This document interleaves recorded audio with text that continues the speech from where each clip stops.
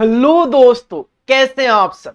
दोस्तों, मैं हूं सीए पंकज सरावगी और आज की वीडियो में हम डिस्कस करने वाले हैं सीएमए इंटर का जो इंस्टीट्यूट ने मॉडल क्वेश्चन पेपर रिलीज किया है टर्म जून 2024 के लिए सेट 1। कौन से सब्जेक्ट का sir? Paper number 8 cost accounting का सॉल्यूशन आज हम यहां पे बनाने वाले हैं। तो आज की वीडियो काफी इंपॉर्टेंट है उन स्टूडेंट्स के लिए जो कि जून 2024 में एग्जामिनेशन देने वाले हैं और फर्स्ट ग्रुप देने वाले हैं या फिर बोथ ग्रुप देने वाले हैं, क्योंकि कॉस्ट अकाउंटिंग का हम आज पूरा का पूरा एमक्यूपी का सॉल्यूशन डिस्कस करने वाले हैं। सबसे पहले मैं रिक्वेस्ट करूंगा, अगर आप हमारे चैनल पे नए हो तो चैनल को सब्सक्राइब कर लीजिए, क्योंकि ये जो मॉडल क्वेश्चन पेपर की सीरीज है वो हम आपके लिए लेकर आ रहे हैं जून 2024 के लिए, जिसमें हम आपके साथ कॉस्ट अकाउंटिंग, ओएमएसएम, एफएमबीडीए, मैनेजमेंट अकाउंटिंग, ये 4 पेपर के एमक्यूपी डिस्कस करेंगे विद सॉल्यूशन। एंड इसके अलावा सीएमए फाइनल वाले बच्चों के लिए भी है एससीएम और एसएफएम का हम एमक्यूपी का सॉल्यूशन आपके साथ डिस्कस करने वाले। तो आज की वीडियो काफी इंपॉर्टेंट आपके लिए। सबसे पहले तो मैं ये क्लियर कर दूं कि सिलेबस 2016 जो हुआ करता था आपका, वो टोटली स्क्रैप हो चुका है। तो अब केवल और केवल सिलेबस 2022 जो है वही एग्जिस्टेंस में है। काफी सारे बच्चों के मैसेज आते हैं, सर सिलेबस 2016 बेटा अब स्क्रैप हो चुका है, खत्म हो चुका है, अब केवल और केवल एक ही सिलेबस एग्जिस्टिंग में है, दैट इज सिलेबस 2022। सबसे पहले अगर मैं बात करूं तो ये जो कॉस्ट अकाउंटिंग का एमक्यूपी रखा है इंस्टीट्यूट ने, इससे हमें सबसे पहले यही बात क्लियर होती है कि सर इस बार पेपर के पैटर्न में कोई चेंज नहीं है। जो लास्ट टाइम पेपर का पैटर्न था बिल्कुल सेम पैटर्न रहेगा। क्वेश्चन नंबर 1 दो नंबर के 15 एमसीक्यू रखे गए 30 मार्क्स का, और इसके बाद सेक्शन ए जो है कंपलसरी है। इसके बाद सेक्शन बी रखा गया जिसमें आपको टोटलिटी में 7 क्वेश्चंस गिवन है, जिसमें से आपको 5 क्वेश्चन अटेम्प्ट करने हैं और हर क्वेश्चन की जो वेटेज है वो 14 मार्क्स की है। और ये जो 14 मार्क्स के क्वेश्चंस हैं इसमें पार्ट्स बना दिए गए दो। जैसे आप क्वेश्चन नंबर 2 देखोगे, part A part B 7 marks, दोनों प्रैक्टिकल। सिमिलरली क्वेश्चन नंबर 3 देखे, पार्ट ए और पार्ट बी 7 मार्क्स, फिर से दोनों प्रैक्टिकल। क्वेश्चन नंबर 4 देखें सर, पार्ट ए और पार्ट बी 7 मार्क्स, अगेन दोनों practical.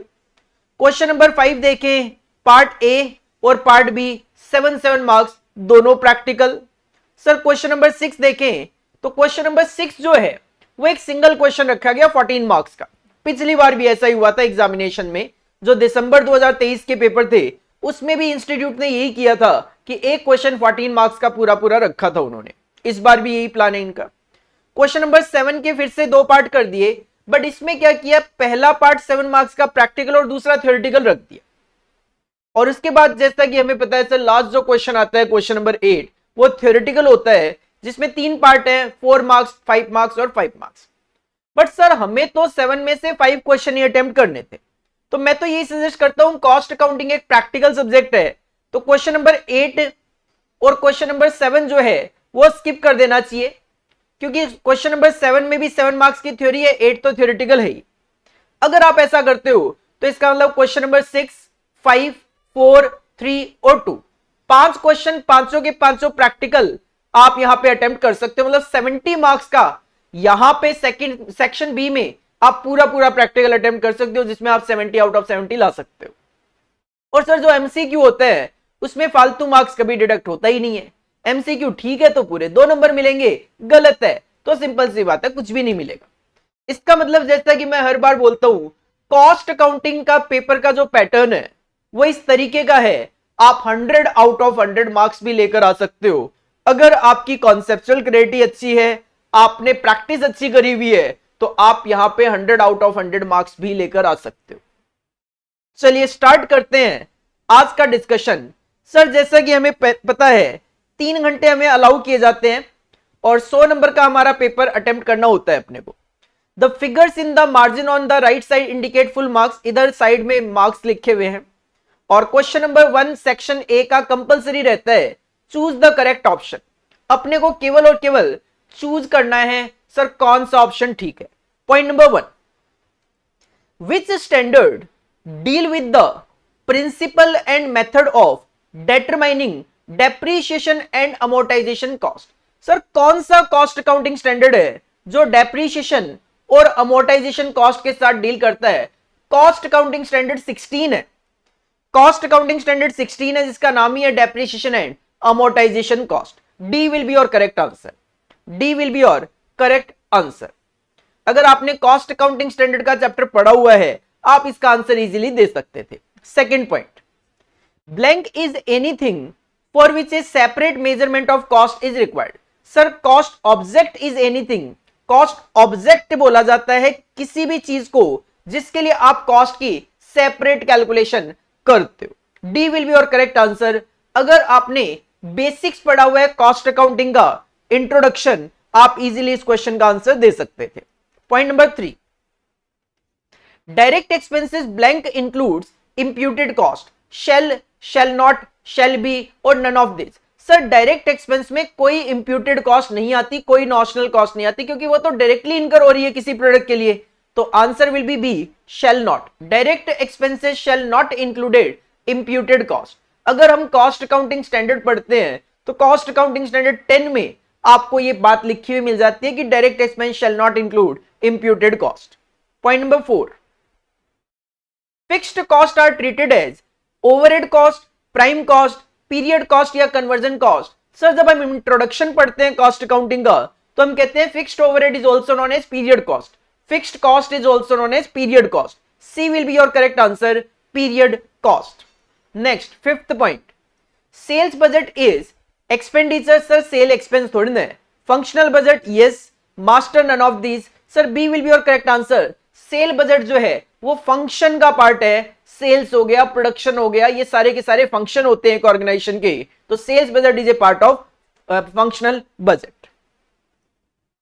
Point number 6, in which of the following situations an abnormal gain in a process occur. Sir abnormal gain वो situation होती है जब आपका एक्चुअल लॉस एक्सपेक्टेड लॉस से कम होता है। पहला है when normal loss is equal to actual loss. Sir नहीं। When the actual output is greater than the planned output, answer is no. When actual loss is more than the expected, sir वो abnormal loss होता है। When actual loss is less than the expected loss, sir yes. आप सोच के बैठे हो 100 unit खराब हो जाएगी लेकिन एक्चुअल में 80 यूनिट ही खराब हुई, तो वो जो 20 यूनिट है उसको क्या बोलते हैं हम? abnormal gain। अगर आपने प्रोसेस कॉस्टिंग का कॉन्सेप्ट पढ़ा हुआ है आप इजीली इस पॉइंट का आंसर दे सकते थे। Point number 7, point number 7, absorption means charging of overhead to cost centre. Sir overhead को कॉस्ट सेंटर में चार्ज करने को अब्जॉर्प्शन नहीं अपॉर्शनमेंट बोला जाता है। Charging of overhead to cost unit. Sir answer is yes. जब हम ओवरहेड को किसी प्रोडक्ट, जॉब या ऑर्डर से चार्ज करते हैं जिसको कॉस्ट यूनिट भी बोला जाता है, that is known as absorption. अगर आपने ओवरहेड का चैप्टर अच्छे से पढ़ा हुआ है कॉन्सेप्चुअली, आप इस पॉइंट का आंसर दे सकते थे। Point number 8, primary packing cost is a part of. Sir primary packing cover किया जाता है कॉस्ट ऑफ प्रोडक्शन से ऊपर, तो direct material cost, distribution overhead, selling overhead या फिर production cost. Sir it is the part of production cost. D will be your correct answer. Primary packing production cost में cover किया जाता है। यही सेकेंडरी पैकिंग जो होता है वो सेलिंग एंड डिस्ट्रीब्यूशन ओवरहेड का पार्ट होता है। नेक्स्ट पॉइंट नंबर 9, अभी तक की अगर मैं बात करूं तो जो 8 पॉइंट आपको दिए गए, सर ये 8 के 8 थियोरिटिकल थे। 8 के 8 थियोरिटिकल थे, इसमें किसी तरीके की कोई कैलकुलेशन अपने को नहीं करनी पड़ रही थी। Next point number 9, equivalent production of 1000 units, 1000 units है, 60% कंप्लीट है इन ऑल रेस्पेक्ट, 60% कंप्लीट है एवरी रेस्पेक्ट में, इज कितनी यूनिट होगी? तो यहां पे खुद ही इन्होंने कैलकुलेशन से लिख रखी है, ये प्रिंटिंग मिस्टेक है इनकी तरफ से थोड़ा सा। तो अगर 1000 यूनिट है तो अगर 60% कंप्लीट है तो सिंपल सी बात है, it will be treated as 600 equivalent completed units. Sir C will be your correct answer, 600 units. Next 10th भी आपको प्रैक्टिकल मिल जाता है। व्हेन कॉस्टिंग लॉस इज 5600, कहते हैं कॉस्टिंग का जो लॉस है, जब आप कॉस्टिंग का लॉस लिख रहे हो तो ये 5600 है, लॉस है। Admin overhead under absorb being 600, sir कोई भी अंडर एब्जॉर्प्शन जो होता है वो कॉस्टिंग में से लेस किया जाता है। ये भी नेगेटिव था, ये भी लॉस था और ये भी माइनस किया जाता है। तो फिर loss as per financial account कितना होगा? तो सर ये ऐड हो जाएगा और ये हो जाएगा 6200। Loss as per financial account आ जाएगा आपका सी 6200। नेक्स्ट 11th भी आपको प्रैक्टिकल मिल जाता है। कितने कंट्रीब्यूशन है? 3 लाख का, सेल है 15 लाख की, पीवी रेशियो बताओ। पीवी रेशियो का सिंपल सा फॉर्मूला होता है कंट्रीब्यूशन अपॉन में सेल्स इनटू 100। मार्जिनल कॉस्टिंग का बिल्कुल बेसिक है। 3 लाख रुपए अगर आपका कंट्रीब्यूशन है और 15 लाख अगर आपकी सेल्स है तो 20% will be PV ratio. Profit volume ratio B will be our correct answer 20%। Sir next 12th ये भी आपको प्रैक्टिकल मिल जाता है। What is the labour rate variance? Sir labour rate variance का फॉर्मूला होता है स्टैंडर्ड रेट माइनस में actual rate multiply by actual hours. अगर स्टैंडर्ड आवर्स है 100 units of output are 400 at the rate of ₹2 per hour. Sir standard rate है ₹2 and actual hours taken are 380 at the rate of 2.25। Actual rate है 2.25 और actual कितने घंटे लिए आपने? 380। तो सर इसका मतलब यह आ जाएगा 9500, वो भी नेगेटिव, नेगेटिव को आप बोलते हो एडवर्स। तो sir 9500 adverse, C will be your correct answer. Standard costing का, लेबर वेरिएंसेस का बिल्कुल एक basic question on the basis of formula. Sir next 13 ये भी आपको प्रैक्टिकल मिल जा रहा है यहां पे। Standard cost of material, standard cost of material for a given quantity of output is 15,000। Sir standard cost है 15,000 while the actual cost of material used is 16,200। Actual cost है 16,200। मटेरियल कॉस्ट वेरिएंस बताओ तो material cost variance का simple formula होता है standard cost minus actual cost. 15,000 minus 16,200, sir it will B 1,200 और वो भी नेगेटिव है तो adverse 1200 adverse. A will be your correct answer. Again मैं कहूंगा स्टैंडर्ड कॉस्टिंग मटेरियल वेरिएंसेस का बिल्कुल बेसिक क्वेश्चन। इसके बाद नेक्स्ट जो है 14 ये आपको फिर से थ्योरी दे दिया। Job costing is used in furniture making, repair shop, printing press, all of the above. Sir job costing furniture making organisation भी यूज करती है, रिपेयर शॉप्स में भी यूज किया जाता है, प्रिंटिंग प्रेस में भी इसको यूज किया जाता है। D will be your correct answer. D will be your correct answer. इसके बाद 15th under Taylor's differential piece rate scheme, under Taylor's differential piece rate scheme if a worker fails to complete the task within the standard time then he is paid। Sir अगर Taylor differential piece rate में worker with in the time काम नहीं कर पाता तो उसको क्या मिलता है? कम मिलता है। कितना मिलता है? तो 83% of the piece work rate मिलता है। A will be your correct answer. A will be your correct answer.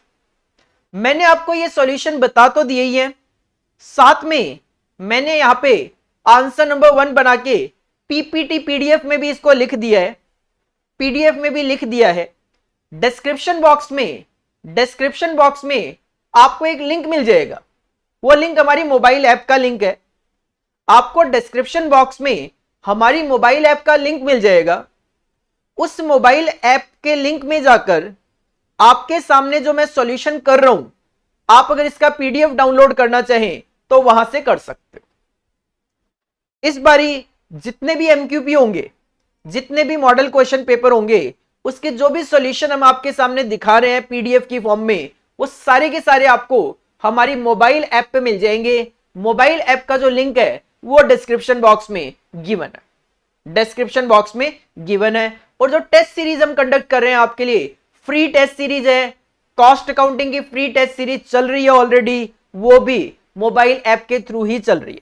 Mobile app का लिंक जो है वो डिस्क्रिप्शन बॉक्स में गिवन है। तो आप मान के चलो एक मैंडेटरी मोबाइल ऐप है जो कि आपके पास होनी चाहिए। अगर आप सीएमए इंटर या सीएमए फाइनल के स्टूडेंट हो तो हमारी मोबाइल ऐप आपके मोबाइल में होनी ही चाहिए, क्योंकि कॉस्ट अकाउंटिंग की फ्री टेस्ट सीरीज, ओएमएसएम की फ्री टेस्ट सीरीज, एफएमबीडीए की फ्री टेस्ट सीरीज तीनों ऑलरेडी हम स्टार्ट कर चुके हैं जून 24 के लिए।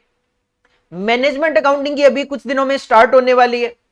इसके अलावा सीएमए फाइनल के लिए एससीएम और एसएफएम, इनकी भी फ्री टेस्ट सीरीज हम आपके लिए लेकर आने वाले हैं। जल्दी आपको हमारे YouTube चैनल पे अनाउंसमेंट देखने को मिल जाएगा। तो मोबाइल ऐप जो हमारा है सीए पंकज सरावगी के नाम से, लिंक डिस्क्रिप्शन बॉक्स में गिवन है। अदरवाइज आप प्ले स्टोर पे जाके लिखिए सीए पंकज सरावगी या कॉमर्स लेक्चर्स और आप मोबाइल ऐप को डाउनलोड कर लीजिए। चलिए जी आगे बढ़ेंगे। ये था आपका क्वेश्चन नंबर 1 जिसमें आपको 15 एमसीक्यू दिए गए 2-2 नंबर के। अगर इसके अंदर थोड़ा सा प्रैक्टिकल थ्योरी एनालाइज किया जाए, तो सर इसके अंदर आपको क्वेश्चन नंबर 13, 12, 11, 10 और 9 5 क्वेश्चन जो है वो प्योर प्रैक्टिकल देखने को मिले और बाकी जो 10 क्वेश्चन है वो थ्योरेटिकल देखने को मिले। ये जो 5 एमसीक्यू प्रैक्टिकल थे ये तो आप प्रैक्टिकल के बेसिस पे बहुत इजीली सॉल्व कर ही सकते हो। बात आती है थ्योरी एमसीक्यू की, तो सर हमने मैराथन अपलोड कर दिया है ऑलरेडी यूट्यूब चैनल पे। यूट्यूब चैनल पे जाइए, हमारा प्लेलिस्ट में जाइए और प्लेलिस्ट में रिवीजन जून 2024 जो है उस प्लेलिस्ट में जाइए और वहां पे कॉस्ट अकाउंटिंग के 2 पार्ट में हमने मैराथन अपलोड किया हुआ है, cost accounting part 1 and part 2। Part 2 में आपको एमसीक्यू देखने को मिल जाएंगे। वहां पे पार्ट 2 में लास्ट में हमने एमसीक्यू ऐड किए हैं कॉस्ट अकाउंटिंग के, तो वो अगर आप कवर कर लोगे तो आपका कहीं ना कहीं ये जो आप 10 एमसीक्यू देख रहे हो ये आपकी कवरेज हो जाती है आराम से। तो sir this was question number 1 compulsory for 30 marks, जिसमें आप 30 आउट ऑफ 30 ला सकते हो। उसके लिए आपने अगर हमारी क्लासेस ली है कोई दिक्कत वाली बात है ही नहीं, क्लासेस नहीं भी ली है मैराथन जाके देखिए, आपको काफी बेनिफिट वहां पे मिलेगा। इसके बाद हम मूव ऑन करेंगे सेक्शन बी पे। सर सेक्शन ए में हम ऑलरेडी 30 मार्क्स का पेपर अटेम्प्ट कर चुके हैं, मुझे टोटलिटी में 100 मार्क्स का पेपर अटेम्प्ट करना है, तो अब मैं सेक्शन बी में 70 मार्क्स के क्वेश्चन अटेम्प्ट करूंगा। तो आंसर एनी 5 क्वेश्चन, तो आपको केवल और केवल 5 ही क्वेश्चन अटेम्प्ट करने आउट ऑफ 7 क्वेश्चन। गलती से भी सारे अटेम्प्ट मत कर देना, कोई फायदा नहीं है। And each question carries 14 marks. ठीक है सर, मुझे अब 70 मार्क्स के क्वेश्चन अटेम्प्ट करने हैं, हर क्वेश्चन 14 मार्क्स का है, तो 14 इंटू 5 70 मार्क्स का पेपर मुझे अब अटेम्प्ट करना है। 5 क्वेश्चन 14 नंबर के। Question number 2 part A. Question number 2 का जो पार्ट ए है वो आपको बेसिक्स कॉस्ट शीट में से दिया गया। MNQ LLP submit the following information on 31st March 2024 based on the given data, illustrate and prepare a statement of cost. Sir ये इलस्ट्रेट कुछ नहीं होता, ये इंस्टीट्यूट कॉपी पेस्ट करा होगा स्टडी मटेरियल में से, इस वजह से लिखा हुआ है। आपको एक स्टेटमेंट ऑफ कॉस्ट बना के देना है। सेल्स है 2,75,000, inventories at the beginning of the year, opening stock of finished goods है 7,000 और वर्क इन प्रोग्रेस का ओपनिंग स्टॉक है 4,000। परचेज किया है आपने मटेरियल फॉर द ईयर 1,10,000 और मटेरियल की इन्वेंट्री ओपनिंग है 3,000 और at the end of the year closing है 4,000। डायरेक्ट लेबर का एक्सपेंस आपको 65,000 लेना है। फैक्ट्री ओवरहेड आपको 60% ऑफ लेबर कॉस्ट लिखना है। Inventories at the end of the year, closing में आपके पास फिनिश गुड्स है 8,000 का, वर्क इन प्रोग्रेस है 6,000 का। एंड अदर एक्सपेंस की बात करें तो सेलिंग एक्सपेंस आपको 10% ऑफ सेल्स और एडमिन एक्सपेंस आपको 5% ऑफ सेल्स लिखना है। सर ठीक है, हेडिंग पुट करेंगे answer number 2 part A.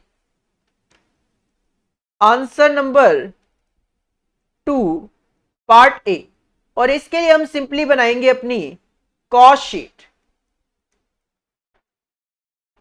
Cost sheet की अगर मैं बात करूं तो cost sheet of MNQ LLP, cost sheet of MNQ LLP for the year ended 31st March 2024, for the year ended 31st March 2024। Simply 2 column में आप अपनी कॉस्ट शीट बनाकर दे सकते हो। First one is particulars and amount, particulars and amount. सबसे पहले हम raw material consumed लेते हैं और रॉ मटेरियल कंज्यूम में भी आप सबसे पहले ओपनिंग स्टॉक ऑफ मटेरियल लेते हो, तो मटेरियल ओपनिंग में गिवन है 3000, opening stock of raw material 3000, opening stock of material 3000, इसमें आप ऐड करते हो परचेजेस। एज पर क्वेश्चन आपने परचेज किया है मटेरियल 1,10,000 का, ऐड करेंगे purchases 1,10,000।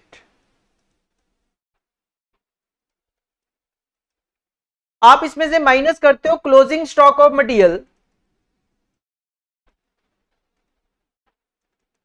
Closing stock of material हमारे पास गिवन है क्वेश्चन में, material at the end of the year given है 4,000 का, 4,000 का। अकॉर्डिंगली आपको मिल जाएगा आपका raw material consumed, raw material consumed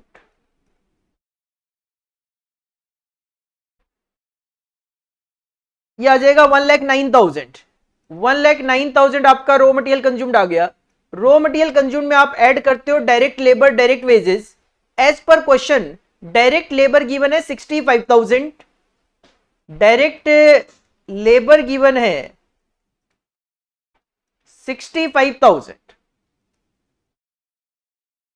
इसमें आप ऐड करते हो डायरेक्ट एक्सपेंसेस, बट पूरे क्वेश्चन में मुझे कोई भी डायरेक्ट एक्सपेंस के नाम से कोई एक्सपेंस दिखाई दिया नहीं, तो इसका मतलब इसी का जो टोटल है that will be your prime cost. 1,74,000 will be our prime cost. Prime cost में आप ऐड करते हो फैक्ट्री ओवरहेड्स, प्राइम कॉस्ट में आप ऐड करते हो फैक्ट्री ओवरहेड्स। क्वेश्चन ने कहा फैक्ट्री ओवरहेड्स जो है वो आप 60% ऑफ लेबर कॉस्ट ले लेना, फैक्ट्री ओवरहेड आप 60% ऑफ लेबर कॉस्ट ले लेना। लेबर की कॉस्ट है 65,000, तो आपको इसका 60% that is 39,000 factory overhead consider करना है। जैसे ही आप प्राइम कॉस्ट में फैक्ट्री ओवरहेड ऐड करोगे आपको मिलेगा 2,13,000, that will be known as gross factory cost.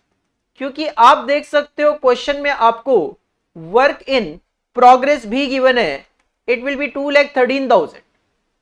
Gross factory cost में आप ऐड करते हो opening work in progress. As per question आपके पास बिगिनिंग में वर्क इन प्रोग्रेस गिवन है 4,000 का, ऐड करेंगे 4,000 और इसमें से माइनस किया जाता है closing work in progress. Sir closing work in progress given है हमारे पास, inventories work in progress closing में गिवन है 6,000। अकॉर्डिंगली आप पहुंच जाएंगे अपनी नेट फैक्ट्री कॉस्ट पे, नेट फैक्ट्री कॉस्ट पे 2,11,000। इसमें आप ऐड करते हो एडमिन ओवरहेड, और एडमिन एक्सपेंस क्वेश्चन ने कहा 5% ऑफ सेल आपको कंसीडर करना है। इसमें आप ऐड करते हो एडमिन एक्सपेंसेस जो कि आपको 5% ऑफ सेल्स लेना है, और सेल्स है 2,75,000, तो सर 2,75,000 का 5% that will be your admin expenses 13,750, that will be known as cost of production, cost of production। यह आ जाएगा 224,750। कॉस्ट ऑफ प्रोडक्शन में आप ऐड करते हो opening stock of finished goods, opening stock of finished goods. Sir opening stock of finished goods, finished goods का opening stock था 7,000, तो add करेंगे 7,000 और इसमें से आप माइनस करते हैं closing stock of finished goods, closing stock of finished goods. और क्वेश्चन में closing stock of finished goods given आपके पास 8,000, माइनस करेंगे 8,000, अकॉर्डिंगली हम पहुंच जाएंगे अपने कॉस्ट ऑफ गुड्स सोल्ड पे। यह आ जाएगा 223750, 223750। कॉस्ट ऑफ गुड्स सोल्ड में हम ऐड करते हैं सेलिंग एक्सपेंसेस, ऐड करते हैं सेलिंग एक्सपेंसेस, जो कि एज पर क्वेश्चन आपको 10% ऑफ सेल्स लेना, और सेल आपकी 2,75,000, तो 2,75,000 का 10% इट विल बी 27,500। अकॉर्डिंगली हम पहुंच जाएंगे अपनी टोटल कॉस्ट पे, अकॉर्डिंगली हम पहुंच जाएंगे अपनी टोटल कॉस्ट पे 251,250। ये आ गई हमारी टोटल कॉस्ट 251,250। और इसमें अगर ऐड कर लिया जाए प्रॉफिट मार्जिन तो आप पहुंच जाते हो अपनी सेल वैल्यू पे। और क्वेश्चन में सेल वैल्यू आपके पास गिवन है, दैट इज 2,75,000।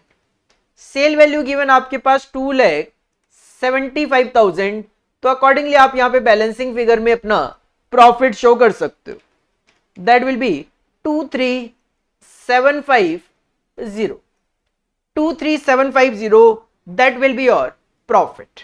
तो इस तरीके से आप अपना क्वेश्चन नंबर 2A का जो आंसर है, कॉस्ट शीट जिसमें आपको बनानी है, स्टेटमेंट ऑफ कॉस्ट जो बनाना है, वो आप यहां पे प्रेजेंट कर सकते हो। Question number 2B part, question number 2 part B.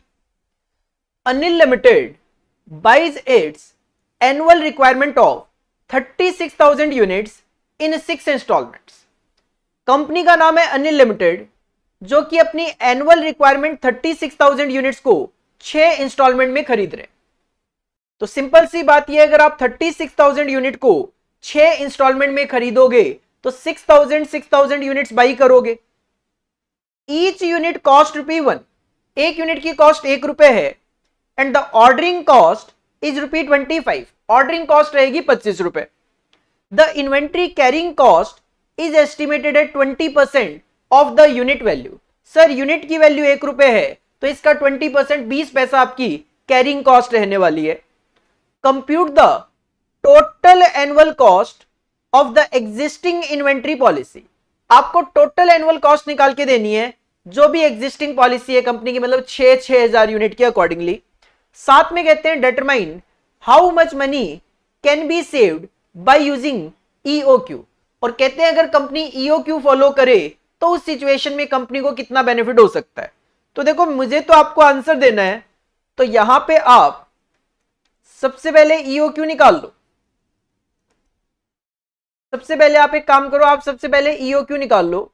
इससे क्या है, जो हम स्टेटमेंट ऑफ कॉस्ट बनाएंगे वो एक साथ बना लेंगे, जो एग्जिस्टिंग पॉलिसी है उसका भी और EOQ का भी। सर EOQ का फॉर्मूला होता है हमारा 2 × A × O divided by C, under root में 2 × A का मतलब होता है annual requirement, that is 36,000 units, into O का मतलब होता है ordering cost per order, that is 25 rupees,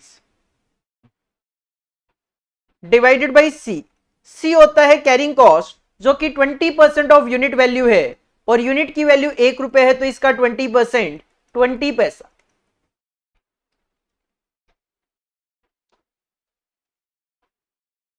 ये आ गया 3,000 यूनिट्स। आपका इकोनॉमिक ऑर्डर क्वांटिटी तो 3,000 यूनिट है, जबकि कंपनी की एग्जिस्टिंग पॉलिसी है कि वो 36,000 यूनिट 6 इंस्टॉलमेंट में खरीद रही है, मतलब 6,000 यूनिट। तो अब हम क्या कर सकते हैं, क्वेश्चन ने बोला है टोटल कॉस्ट बताना, टोटल कॉस्ट बताना। तो आप एक काम करो, स्टेटमेंट ऑफ टोटल कॉस्ट ही बना दो। वैसे तो हम इस सिचुएशन में रेलिवेंट कॉस्ट बनाते हैं क्योंकि डिस्काउंट तो है नहीं, बट क्वेश्चन ने बोला है टोटल कॉस्ट बना दो, तो टोटल कॉस्ट बना देते हैं। एक कॉलम में ले रहा हूं 3,000 यूनिट्स का, जो कि अपना EOQ है, और एक कंपनी की जो एग्जिस्टिंग पॉलिसी है जिसमें कंपनी 6,000 यूनिट का ऑर्डर प्लेस करे। सबसे पहले आप यहां पे टोटल एनुअल परचेज कॉस्ट ले सकते हो, जो कि दोनों में सेम ही आएगी क्योंकि क्वेश्चन में किसी तरीके का कोई डिस्काउंट तो है नहीं।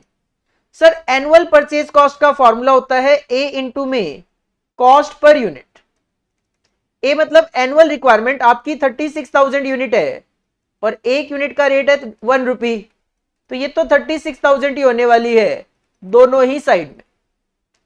इसमें हम ऐड करते हैं total annual ordering cost. Total annual ordering cost, sir total annual ordering cost का फॉर्मूला होता है ए अपॉन में order size multiply by O. A मतलब एनुअल रिक्वायरमेंट है 36,000, पहले केस में ऑर्डर साइज आप लेके चल रहे हो 3,000 यूनिट का और ऑर्डरिंग कॉस्ट है आपकी 25 रुपए की, तो ये आ जाएगा आपका 300 रुपए। जबकि आप यहां पे तो 6 ऑर्डर प्लेस कर रहे हो 6 इंस्टॉलमेंट में, ए 36,000 डिवाइडेड बाई 6,000, तो 6 ऑर्डर और एक ऑर्डर पे 25 रुपए है तो 150 रुपए। इसमें आप ऐड करोगे total annual carrying cost, add करोगे total annual carrying cost, formula होता है 1/2 multiply by order size multiply by C. 1/2 पहले केस में ऑर्डर साइज 3,000 का है और कैरिंग कॉस्ट आपकी 20 पैसे की चल रही है, 1 का 20% मतलब 20 पैसा, तो ये तो 300 रुपए ही आएगा क्योंकि ये तो ईओक्यू का ऑर्डर साइज है। दूसरी साइड में बात करें हाफ ऑफ द, यहां पे आप 6,000 यूनिट का ऑर्डर प्लेस कर रहे हो और 20 पैसा आपकी कैरिंग कॉस्ट है, तो ये है 600 रुपीज। तो आपकी टोटल कॉस्ट कितनी आ जाएगी,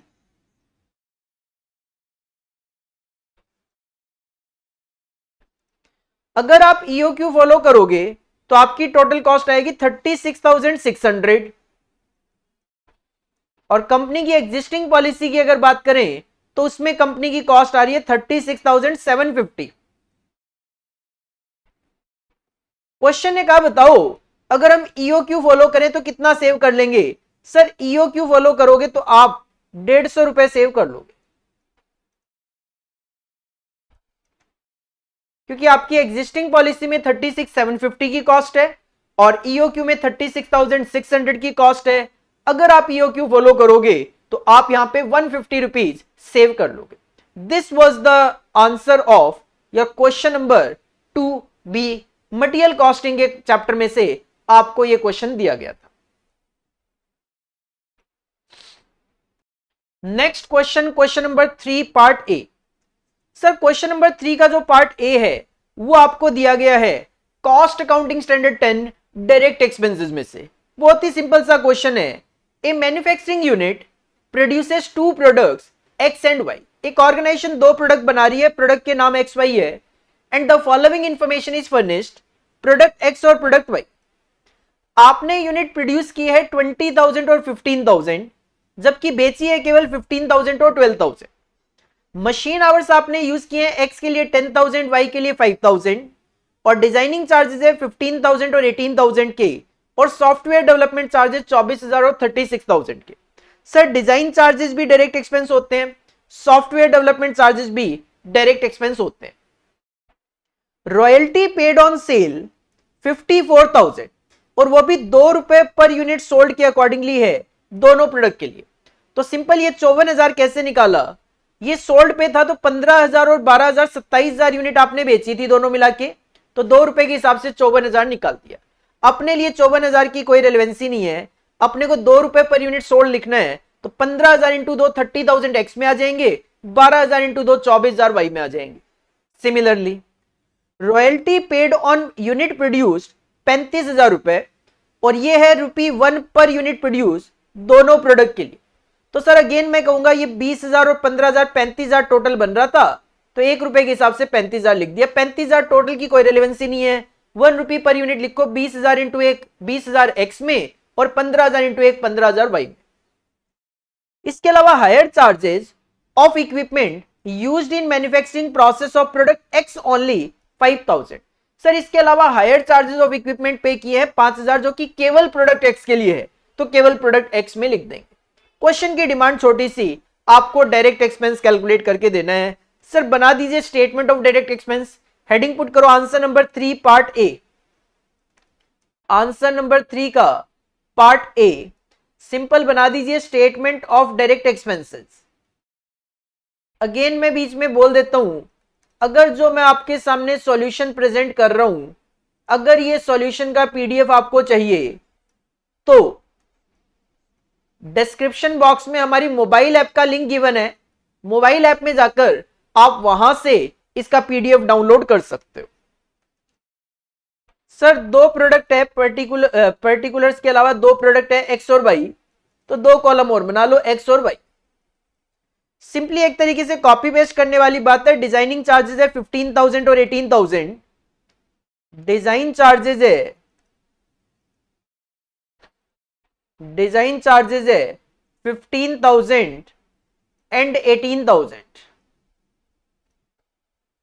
नेक्स्ट सॉफ्टवेयर डेवलपमेंट चार्जेस है 24,000 और 36,000। सॉफ्टवेयर डेवलपमेंट चार्जेस है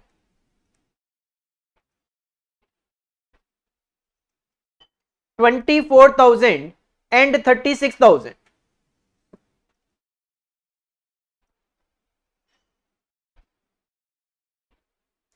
next royalty paid on sale 2 रुपए पर यूनिट के अकॉर्डिंगली। रॉयल्टी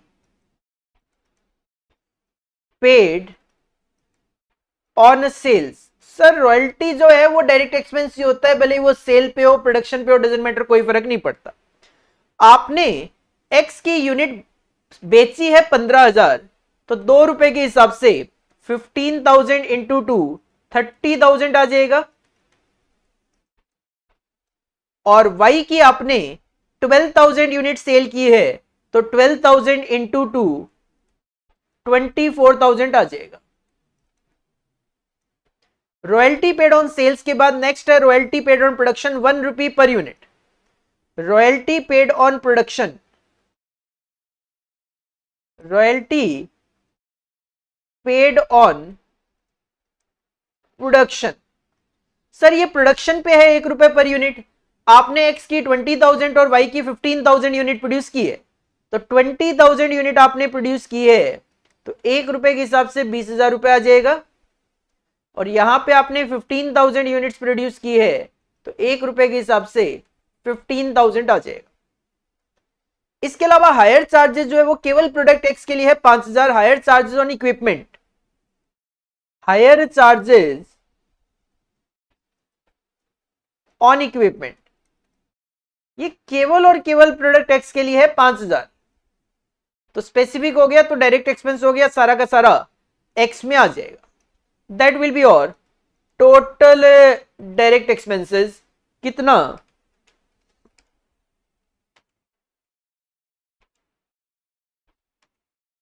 ये आ जाएगा 94,000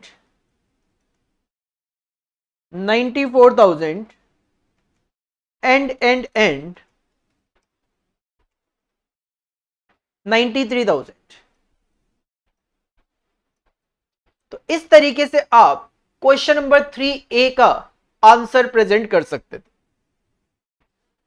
नेक्स्ट क्वेश्चन नंबर 3 का जो बी पार्ट है वो आपको दिया गया नॉन इंटीग्रेटेड अकाउंटिंग सिस्टम में से, कहते हैं prepare and pass the journal entries. अपने को जर्नल एंट्री पास ऑन करनी है for the following transaction in A double entry cost accounting system. Cost accounting system मतलब नॉन इंटीग्रेटेड। सर पहला है इश्यू ऑफ मटेरियल। आप मटेरियल इश्यू कर रहे हो, डायरेक्ट मटेरियल और इनडायरेक्ट मटेरियल। जो डायरेक्ट मटेरियल इश्यू किया जाता है उसकी रिकॉर्डिंग होती है WIP कंट्रोल अकाउंट में, और जो इनडायरेक्ट मटेरियल इश्यू होता है उसकी एंट्री होती है फैक्ट्री ओवरहेड कंट्रोल अकाउंट में। और मटेरियल तो मटेरियल है जिसको लिखते हैं store control account. Heading put करेंगे answer number 3B। Answer number 3B, जो पहला ट्रांजेक्शन है उसकी एंट्री होगी WIP कंट्रोल अकाउंट डेबिट। जो डायरेक्ट मटेरियल होता है उसकी एंट्री की जाती है मटेरियल इश्यूड की work in progress control account debit. और जो इनडायरेक्ट मटेरियल है वो फैक्ट्री ओवरहेड के नाम से बुक किया जाता है। तो factory overhead control account debit 2 है तो मटेरियल ही, तो 2 स्टोर्स कंट्रोल अकाउंट या stores ledger control account. Amount की बात करें तो 5,50,000 और 1,50,000। सर 5,50,000 एंड 1,50,000, तो टोटल जो मटेरियल इश्यू हुआ दैट वाज 7 लाख। ये डेबिट हो गया और ये आपका क्रेडिट अमाउंट हो गया। सेकंड है एलोकेशन ऑफ वेजेस करना है अपने। Direct wages 2 lakh, indirect wages 40,000। Sir again जो डायरेक्ट वेजेस होती है वो WIP कंट्रोल अकाउंट में जाती है, इनडायरेक्ट वेजेस जो होती है वो फैक्ट्री ओवरहेड में जाती है, और वेजेस को वेजेस कंट्रोल अकाउंट के नाम से इंडिकेट किया जाता है। तो फिर से एंट्री करेंगे WIP control account debit,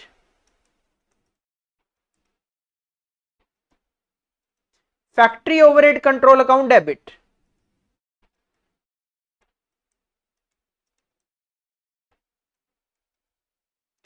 to wages है तो to wages control account. Amounts की अगर बात करें तो सर 2,40,000 तो 2,40,000 हो जाएगा। ये है 2 लाख, ये है 40,000, तो ये हो जाएगा आपका 2,40,000। नेक्स्ट सी, सर ओवरहेड अब्सॉर्ब करना है जॉब्स में, ओवरहेड अब्सॉर्प्शन की एंट्री करनी है। तो जो फैक्ट्री ओवरहेड होता है वो WIP में अब्सॉर्ब होता है, जो एडमिन ओवरहेड होता है वो फिनिश्ड गुड्स में अब्सॉर्ब होता है, और जो सेलिंग ओवरहेड होता है वो कॉस्ट ऑफ सेल्स में अब्सॉर्ब होता है। तो तीनों की अलग अलग एंट्री करनी पड़ेगी अपने को। पॉइंट नंबर 3 में सबसे पहले अगर मैं फैक्ट्री ओवरहेड अब्सॉर्ब की एंट्री करूं तो एंट्री होगी WIP कंट्रोल अकाउंट डेबिट, क्योंकि फैक्ट्री ओवरहेड अब्सॉर्ब किया जाता है WIP कंट्रोल अकाउंट से। WIP control account debit to factory overhead control account. Amount given है इसकी 1,50,000, 1,50,000। सेकंड, अगर एडमिन ओवरहेड अब्सॉर्प्शन की बात करें तो एडमिन ओवरहेड अब्सॉर्ब किया जाता है फिनिश स्टॉक से। तो finished stock control account debit, finished stock control account debit, finished stock control account debit. और ये कौन सा अब्सॉर्ब कर रहे हो? एडमिन ओवरहेड अब्सॉर्ब कर रहे हो, तो to admin overhead control account, finish stock control account debit to admin overhead. Amount absorb कर रहे हो आप 50,000 की, अमाउंट अब्सॉर्ब कर रहे हो आप 50,000 की। नेक्स्ट आपको अब्सॉर्ब करना है सेलिंग ओवरहेड, और सर जो सेलिंग ओवरहेड अब्सॉर्ब किए जाते हैं वो किए जाते हैं कॉस्ट ऑफ सेल्स अकाउंट से। तो एंट्री होगी cost of sales account debit, entry होगी cost of sales account debit to selling overhead control account, to selling overhead control account. Cost of sales to selling overhead 30,000 का amount जो है वो आपने absorb करना है। इसके बाद फोर्थ और जो लास्ट ट्रांजैक्शन है उसमें भी दो पार्ट है। अंडर और ओवर एब्जॉर्प्शन की एंट्री करनी है, जिसमें फैक्ट्री ओवरहेड ओवर एब्जॉर्ब्ड है। ओवर एब्जॉर्ब्ड का मतलब आपने खर्चा दिखा दिया ज्यादा, तो आपने डेबिट में जब PL बनाया होगा तो डेबिट साइड में ज्यादा खर्चा लिख दिया, तो सर जो भी ज्यादा लिख दिया वो क्रेडिट साइड में डाल के खत्म कर दो। तो एंट्री हो जाती है factory overhead control account debit, factory overhead control account debit. इसमें पहला part factory overhead control account debit to costing PL account, to costing profit and loss account. Amount कितना होगा? सर अमाउंट होगा 20,000 का, अमाउंट होगा 20,000 का। और इसी में आपको एक अंडर एब्जॉर्प्शन की एंट्री भी करनी है एडमिन ओवरहेड की। सर अंडर एब्जॉर्प्शन का मतलब है जब कॉस्टिंग PL बना रहे थे तो डेबिट साइड में खर्चा कम लिखा, और लिख दो क्या दिक्कत है। तो एंट्री क्या हो जाएगी? Costing PL account debit to admin overhead control account, costing profit and loss account debit to admin overhead control account. किस अमाउंट से? सर अमाउंट है इसकी 10,000 की, 10,000 की। तो इस तरीके से आप क्वेश्चन नंबर 3B जो है उसको हैंडल कर सकते हो यहां पे, जो कि नॉन इंटीग्रेटेड अकाउंटिंग में से आपके पास गिवन था। 7 मार्क्स के ही क्वेश्चन सारे के सारे चल रहे हैं। नेक्स्ट क्वेश्चन, क्वेश्चन नंबर 4 के पार्ट ए की बात करें तो सर ये क्वेश्चन नंबर 4 का जो पार्ट ए है वो आपको दिया गया सर्विस कॉस्टिंग ऑपरेटिंग कॉस्टिंग में से, वो भी ट्रांसपोर्ट में से।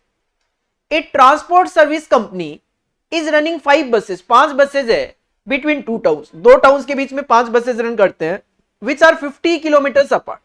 और ये जो 2 टाउन्स है इनके बीच की जो दूरी है वो 50 किलोमीटर की दूरी है।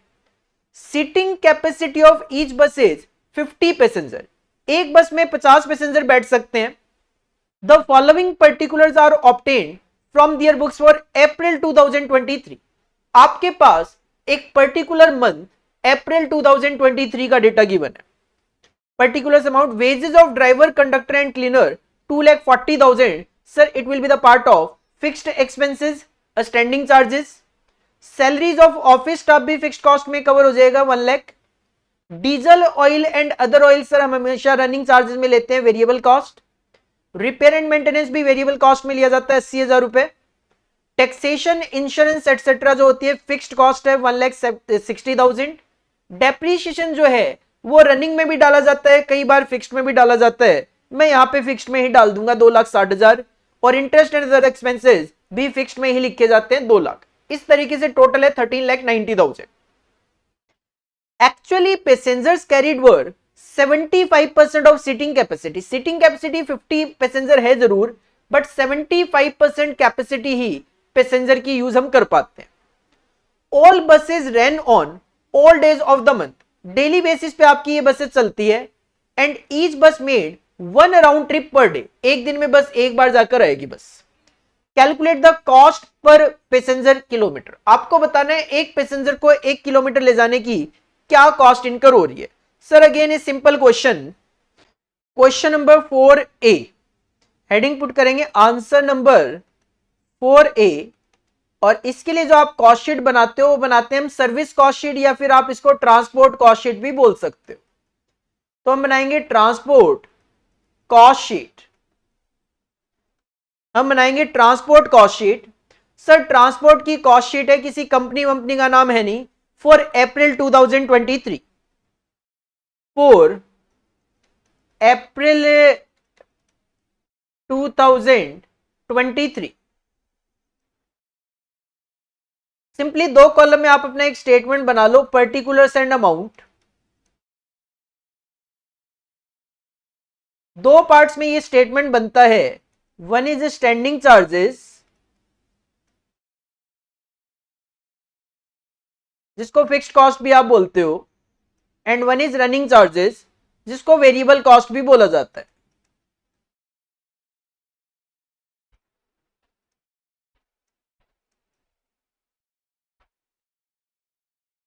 स्टार्टिंग से अगर खर्चों की मैं बात करूं तो wages of drivers conductor and cleaner 2,40,000 जो कि फिक्स कॉस्ट आएगा। तो wages of drivers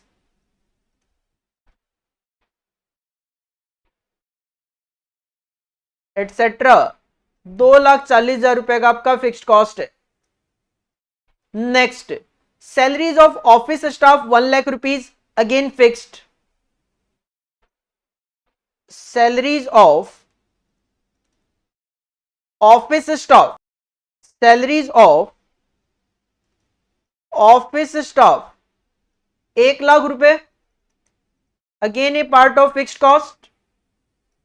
third, diesel oil and other oil हमेशा वेरिएबल होता है 3.5 लाख रुपए का, तो रनिंग में दिखा दो डीजल 3.5 लाख रुपए का, डीजल ऑयल 3.5 लाख रुपए। इसके अलावा रिपेयर एंड मेंटेनेंस भी वेरिएबल में लिखते हैं हम 80,000। Repair and maintenance 80,000, then taxation वगैरह फिक्स में आता है, taxation insurance 1,60,000, taxation insurance etcetera 1,60,000।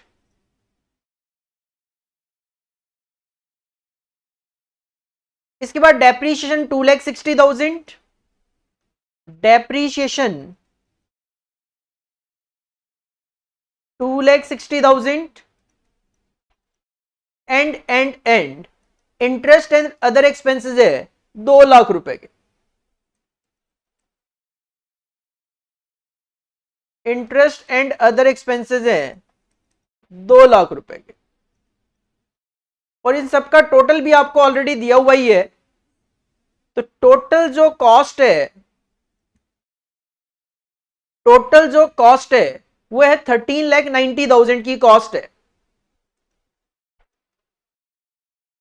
और हमें यहां पे कैलकुलेट करना है कॉस्ट पर पैसेंजर किलोमीटर। तो हमें इसको डिवाइड करना पड़ेगा नंबर ऑफ पैसेंजर किलोमीटर से,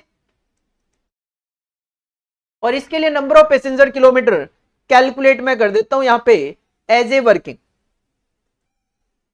नंबर ऑफ पैसेंजर किलोमीटर।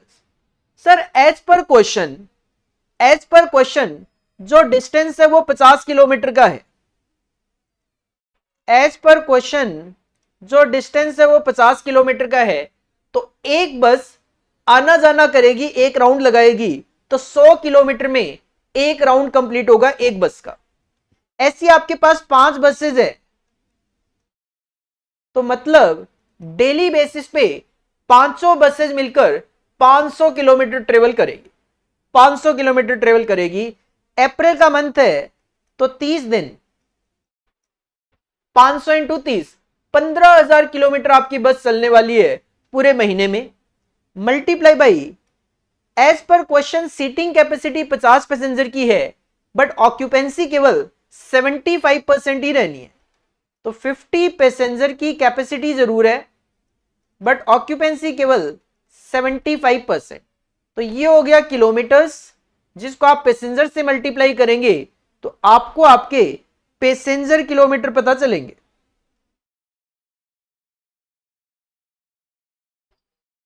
ये आ जाएगा 5,62,500। Sir number of passenger kilometre है 562,500, जिसके लिए 13,90,000 की कॉस्ट है। तो ये आ जाएगा कॉस्ट पर पैसेंजर किलोमीटर। एक पैसेंजर को 1 किलोमीटर ले जाने का खर्चा है आपका 2.47। एक पैसेंजर हमारी बस में अगर 1 किलोमीटर ट्रेवल करता है तो उसके लिए हमारा एक्सपेंस आ रहा है 2.47। This is the requirement was question number 4A। 4A की ये रिक्वायरमेंट आपको यहां पे सेटिस्फाई करनी थी 7 मार्क्स के लिए। नेक्स्ट क्वेश्चन नंबर 4 का जो बी पार्ट है वो आपको दिया गया कॉन्ट्रैक्ट कॉस्टिंग में से। एक contractor has undertaken A construction work at A price of ₹5 lakh. Sir सबसे पहले आपको कॉन्ट्रैक्ट प्राइस पता चल गया 5 लाख रुपए का, and begin the execution of work on 1 जनवरी 2023। आपने काम शुरू कर दिया 1 जनवरी 2023 को। The following are the particulars of the contract up to 31 December 2023। आपने काम 1 जनवरी को शुरू किया, तो एग्जैक्ट एक साल के बाद 31 दिसंबर को आपको कुछ डेटा दिया। मशीनरी 30,000 की है, मटेरियल का खर्चा है 170,698, wages 148,750, direct expense 6,334, uncertified work 9,000 का, आउटस्टैंडिंग वेजेस 5,380 की, वैल्यू ऑफ मशीनरी लास्ट में बच गई 22,000। सर 30,000 की मशीनरी थी, 22,000 की बच गई, तो पूरे साल में आपने 8,000 डेप्रीशिएट कर लिया। ओवरहेड का खर्चा 8,252, मटेरियल लौटा दिया आपने 1,098 का, वर्क सर्टिफाइड 3,90,000 है, कैश रिसीव्ड आपका 3,60,000 है, और मटेरियल आपके पास लास्ट में बचा हुआ है क्लोजिंग स्टॉक ऑफ मटेरियल 3,766 का। इसके बाद क्वेश्चन है जस्ट कंफ्यूज ही करे, सिंपल मैं कहूं तो ये लैंग्वेज बोल के। बाकी अगर क्वेश्चन सीधा सीधा भी बोल देता प्रिपेयर कॉन्ट्रैक्ट अकाउंट, तो नॉर्मल जैसे आप कॉन्ट्रैक्ट अकाउंट बनाते हो वैसे ही बनाना है। कहते हैं it was decided that the profit made on the contract in the year, जिसको हम नॉशनल प्रॉफिट बोलते हैं, should be arrived at by deducting the cost of work certified from the total value of architect certificate। कहते हैं जो भी cost of work होगी उसको आपने आर्किटेक्ट की जो सर्टिफिकेट वैल्यू उससे माइनस करना है। And 1/3 of the profit so arrived should be regarded as provision, और 1/3 आपको प्रोविजन बनाना है। देखो हम क्या करते हैं, हम ट्रांसफर टू पीएल के लिए एक फॉर्मूला अप्लाई करते हैं, और वो फॉर्मूला डिसाइड किससे होता है कि सर वर्क सर्टिफाइड कितना परसेंट है कॉन्ट्रैक्ट प्राइस का। वर्क सर्टिफाइड यहाँ पे 3,90,000 था 5 लाख का, तो 3,90,000 था 5 लाख का, जो कि 78% आता। तो सिचुएशन में क्या होता, 2/3 आप प्रॉफिट एंड लॉस में डालते तो 1/3 अपने आप ही प्रोविजन बनता। क्वेश्चन कहता है 1/3 प्रोविजन बनाना है और उसके बाद प्रॉफिट एंड लॉस अकाउंट में आपको लेके जाना है 2/3। तो सर वैसे भी नॉर्मली क्वेश्चन था। कैश रिसीव्ड अपॉन में वर्क सर्टिफाइड, सर फॉर्मूला क्या होता है, 2/3 of notional profit into cash received upon में वर्क सर्टिफाइड, वही फॉर्मूला बताया है। कॉन्ट्रैक्ट अकाउंट बनाना है और कितना अमाउंट क्रेडिट जाएगा पीएल में वो बताना है। तो सर ये जो लैंग्वेज है ये जस्ट आपको कंफ्यूज करेगी, बाकी कुछ भी नहीं है। सिंपल मैं कहूंगा इसमें आपको कॉन्ट्रैक्ट अकाउंट बना के देना है नॉर्मल तरीके से जैसे कि आप बनाते हो। Question number 5A heading put करेंगे आंसर नंबर 5A। आपको बना के देना है contract account as on 31 December 2023। Contract account for the year ending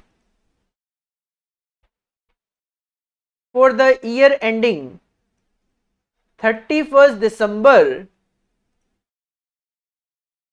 2023।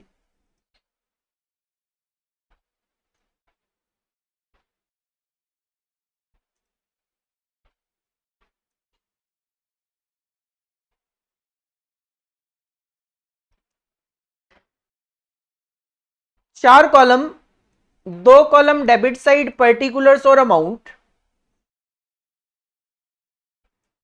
I think ये क्वेश्चन नंबर 5A है या 4B है, 4B है सर। ये क्वेश्चन नंबर 4 का पार्ट बी है।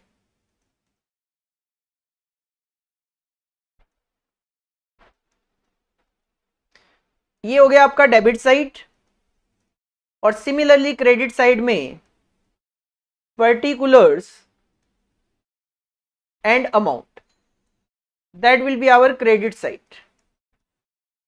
आ जाओ, सबसे पहले मशीनरी गिवन है जिसका आप डेप्रीशिएशन लिखते हो, लिखना चाहो तो स्टार्टिंग में लिख सकते हो, कोई दिक्कत नहीं है। डेप्रीशिएशन ऑन मशीनरी आ जाएगा, 30,000 की मशीन 22,000 की बच गई, 8,000 का depreciation. To depreciation on machinery, to depreciation on machinery 30,000 minus 22,000, 8,000 का डेप्रीशिएशन लग गया। इसके अलावा मटेरियल है 170,698, टू मटेरियल 170,698, 170,698। इसके अलावा वेजेस, टू वेजेस, सर एक तो वेजेस की अमाउंट है 148,750 और एक आउटस्टैंडिंग है 5380। 148,750 प्लस 5380 आउटस्टैंडिंग भी हम ऐड कर लिया करते हैं, आउटस्टैंडिंग आप ऐड कर लेते हो तो ये आ जाएगा 154,130। इसके अलावा डायरेक्ट एक्सपेंसेस 6334 के, टू डायरेक्ट एक्सपेंसेस 6334 के, ओवरहेड के एक्सपेंस है 8252, टू ओवरहेड्स 8252, मटेरियल आपने रिटर्न कर दिया है 1098 का, क्रेडिट साइड में लिख दो by material returned, by material returned, जो आपने यूज नहीं किया कॉन्ट्रैक्ट में वो 1098, इसके अलावा मटेरियल लास्ट में बच गया है 3766 का, by closing stock of material, by closing stock of material 3766। Sir बाकी कोई एक्सपेंस तो है नहीं, तो आप यहां पे डेबिट साइड का टोटल कर लो।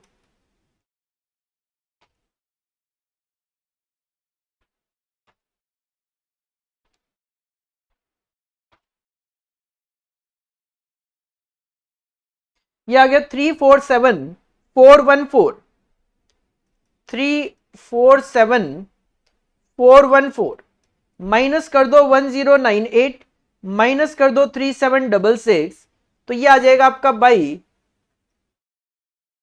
Cost of work to date, कि आपने जो आज तक काम किया है उस पे कॉन्ट्रैक्टर ने कॉस्ट लगाई है 342,550, 342,550 बैलेंसिंग फिगर में।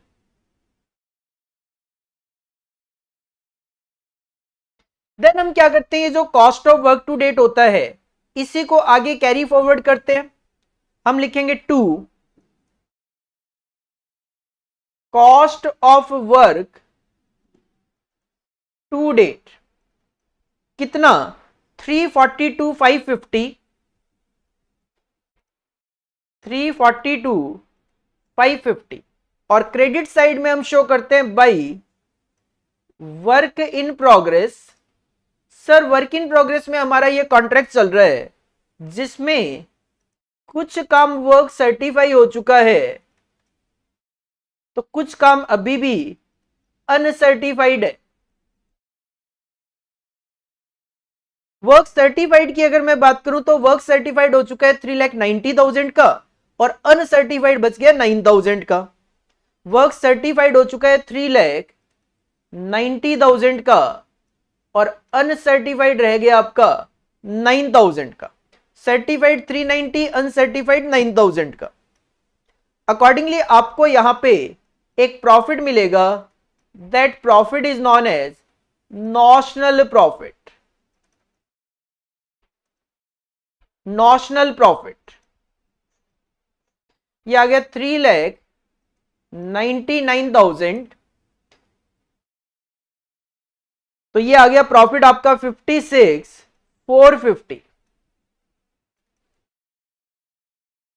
देन हम क्या करते हैं, जो नॉशनल प्रॉफिट होता है इसको आगे कैरी फॉरवर्ड करते हैं बाई नॉशनल प्रॉफिट 56,450, और क्वेश्चन ने बोला है credit of profit and loss account only such portion of 2/3 of profit, और इसके लिए आप फॉर्मूला अप्लाई करोगे, transfer to costing profit and loss account 2/3 of profit, तो 2/3 of notional profit multiply by cash received to the work certified, तो multiply by cash received upon में work certified. Simply मैं कहूंगा कंफ्यूज होने की जरूरत ही नहीं है। क्वेश्चन ने कोशिश करी आपको फॉर्मूला बताने की, जिसमें उन्होंने आपको घुमा फिरा के रख दिया है। नहीं तो सिंपल यही था, क्वेश्चन सीधा सीधा भी बोलता प्रिपेयर कॉन्ट्रैक्ट अकाउंट, तो हम डिग्री ऑफ कंप्लीशन निकाल लेते, फॉर्मूला तो यही अप्लाई होना था। 2/3 मल्टीप्लाई बाई नॉशनल प्रॉफिट है 56,450 मल्टीप्लाई बाई कैश रिसीव्ड है 360 और वर्क सर्टिफाइड है 390, तो 3,60,000 डिवाइडेड बाई 3,90,000, ये आ जाएगा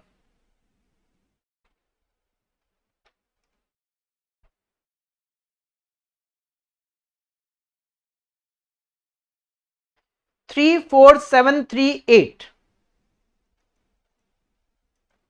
34738, तो इस अमाउंट में से ट्रांसफर टू पीएल चला जाएगा 34738 34738, तो जो बचा हुआ पार्ट है वो अपने आप ही प्रोविजन फॉर कंटिजेंसी रह जाएगा, जो कि क्वेश्चन चाहता है। 56,450, तो ये आप बैलेंसिंग फिगर में डाल दो, ये आ जाएगा 21,712। इस तरीके से आप क्वेश्चन नंबर 4 का बी पार्ट यहां पे कंप्लीट कर सकते हो 7 मार्क्स की वेटेज के लिए। क्वेश्चन नंबर 5 पार्ट ए, ये जो क्वेश्चन नंबर 5 का पार्ट ए है, this is a question from joint product by product, वो भी बाई प्रोडक्ट में जैसे हम क्वेश्चन करते हैं बिल्कुल वैसा ही क्वेश्चन है। In manufacturing the main product A, company जब मेन प्रोडक्ट ए बनाती है तो एक company processes the resulting waste material into 2 by products, तो कंपनी को 2 बाई प्रोडक्ट मिल रहे हैं बी और सी, तो क्वेश्चन में एक मेन प्रोडक्ट है 2 बाई प्रोडक्ट है। Using reversal cost method of by product, reversal cost method का मतलब होता है आप रिवर्स कैलकुलेशन करते हुए बाई प्रोडक्ट की जॉइंट कॉस्ट निकाल लीजिए, मतलब सेल्स में से नेट प्रॉफिट माइनस कीजिए, सेलिंग एक्सपेंस माइनस कीजिए, फर्दर प्रोसेसिंग कॉस्ट माइनस कीजिए, आपको आपकी joint cost of by product पता चल जाती है।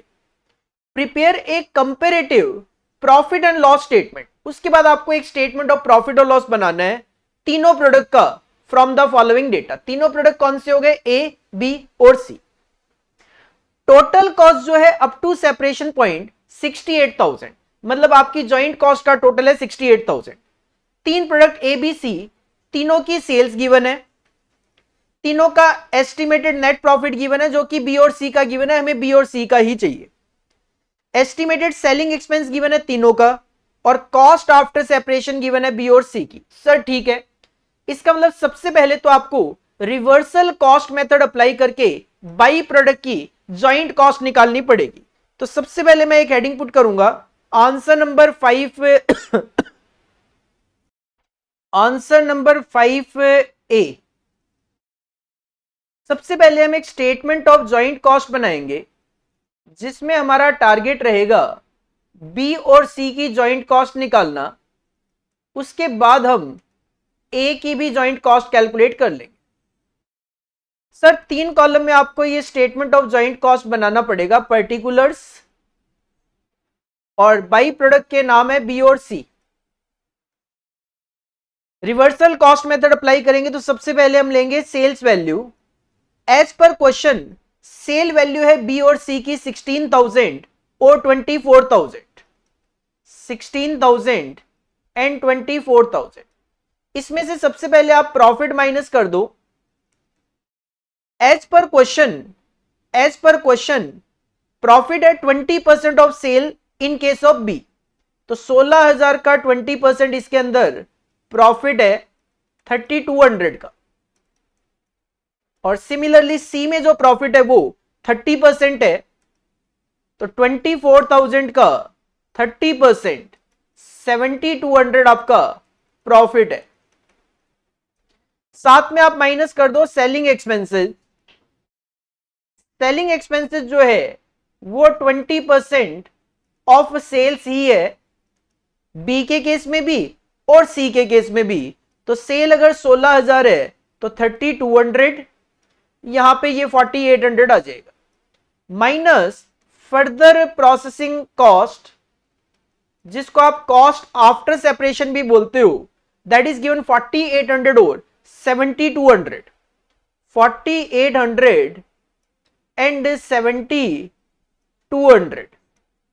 तो ये आपका जॉइंट कॉस्ट आ जाएगा बी और सी का।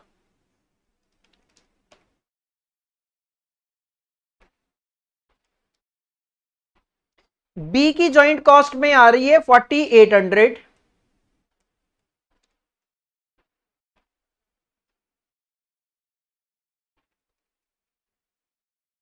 और सी की जो जॉइंट कॉस्ट है वो भी आ रही है 4800, और आपकी जो टोटल जॉइंट कॉस्ट है वो थी 68,000। तो सर अब आप इजीली जॉइंट कॉस्ट ऑफ ए निकाल सकते हो। 68,000 की जो जॉइंट कॉस्ट थी, 68,000 की जो जॉइंट कॉस्ट थी, उसमें बी और सी का जो पोर्शन है वो 4800 और 4800 है। तो बाकी जो बचा हुआ पोर्शन है 58,400, दैट विल बी ऑफ ए। तो इस तरीके से सबसे पहले तो आप जॉइंट कॉस्ट का स्टेटमेंट बना सकते हो। देन क्वेश्चन तो चाहता है आप स्टेटमेंट ऑफ प्रॉफिट और लॉस बना के दो तीनों प्रोडक्ट का। तो अब जो क्वेश्चन की मेन डिमांड है वो आप सेटिस्फाई कर दो, statement of profit and loss. तीन प्रोडक्ट का बना के देना है, तो सर कॉलम लेने पड़ेंगे आपको 4, पर्टिकुलर्स, प्रोडक्ट ए जो कि मेन प्रोडक्ट है, और 2 बाई प्रोडक्ट बी और C. Statement of profit and loss बनाना है तो सबसे पहले हम लेंगे सेल्स, जो कि क्वेश्चन में तीनों प्रोडक्ट की गिवन है 1,64,000, 16,000 और 24,000। 1,64,000, 16,000 एंड 24,000। इसमें से सबसे पहले माइनस किया जाता है शेयर इन जॉइंट कॉस्ट, जो आप ऑलरेडी कैलकुलेट कर चुके हो, 58,400, 4800 एंड 4800। देन इसमें से माइनस किया जाता है फर्दर कॉस्ट, जो कि प्रोडक्ट ए के केस में तो गिवन है नहीं, और बी और सी के केस में 4800 और 7200 गिवन है। इसके बाद माइनस किया जाता है कोई भी अगर सेलिंग एक्सपेंस आपने इनकर किया है तो वो, जो कि क्वेश्चन में सीधा सीधा 20% ऑफ सेल्स है तीनों ही केसेस में। तो सर ये आ जाएगा 1,64,000 का 20%, 32,800। ये आ जाएगा 3200 और ये आपका 4800। That will be your profit.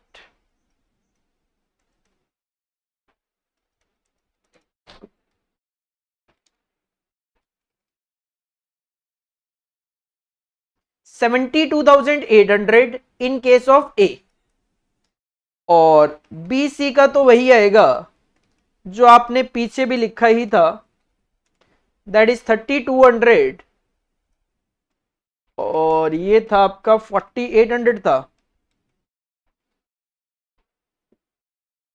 7200 था, 7200। This is the simple requirement of question number 5A। Question number 5A। Next question, question number 5 का जो पार्ट बी गिवन है वो आपको गिवन है स्टैंडर्ड कॉस्टिंग में से लेबर वेरिएंसेस का। कहते हैं using the following information calculate each of 3 labour variance for each department. Sir आपको 3 लेबर वेरिएंस निकाल के देने हैं दोनों डिपार्टमेंट के लिए, और अगर 3 लेबर वेरिएंस की मैं बात करूं तो लेबर का कॉस्ट, रेट और एफिशिएंसी वेरिएंस हम सबसे पहले कैलकुलेट करते हैं। बाकी इसमें कोई कैलकुलेट भी नहीं हो सकता क्योंकि ना तो आइडल टाइम है और ना ही 2 तरीके की मटेरियल गिवन है। हेडिंग पुट करेंगे answer number 5B। Heading put करेंगे answer number 5 part B. Sir सबसे पहले लेबर कॉस्ट वेरिएंस फॉर्मूला होता है स्टैंडर्ड कॉस्ट माइनस में एक्चुअल कॉस्ट, डिपार्टमेंट एक्स और डिपार्टमेंट वाई। स्टैंडर्ड कॉस्ट की मैं बात करूं तो 8640 स्टैंडर्ड आवर्स है और रेट है 3 रुपए का, तो 8640 इंटू 3 करोगे आपको आपकी स्टैंडर्ड कॉस्ट पता चल जाएगी। और वेजेस की जो कॉस्ट है वो आपके पास गिवन ही है, that will be considered as actual 28080। तो 8640 इंटू 3 माइनस 28080, ये आ जाएगा 2160 एडवर्स, नेगेटिव में आ रहा है मतलब एडवर्स। सिमिलरली वाई के लिए बात करें तो स्टैंडर्ड आवर्स है 6015 और रेट है 3.4। 6015 रेट है 3.4, that will be your standard cost, और एक्चुअल वेजेस की कॉस्ट आपके पास गिवन ही है 19,370. That will be department Y cost variance.